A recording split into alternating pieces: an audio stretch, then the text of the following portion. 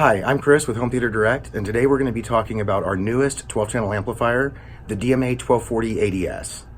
You'll notice on the front panel, as with all of our 12-channel amplifiers, we have a volume control knob for each individual amp channel across the front. Now let's take a look at the back.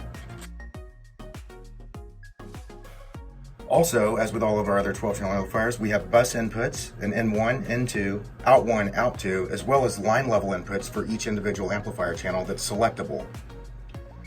The cool thing about the 1240 ADS is that we also have a voice assistant override for each individual amp channel, as well as a primary override that can override all amp channels, including the voice assistant. With the voice assistant input and the primary override input on the 12-channel amplifier, it will auto-detect a signal that comes into one of those inputs. So if you're listening to an audio source in one of your zones, and let's say you have something like an Amazon Echo Dot plugged into the voice assistant input, while the music's playing, you can ask Alexa a question. It will interrupt the music, play Alexa's response, and then as soon as she's done, it will automatically go back to the audio source that you were previously listening to.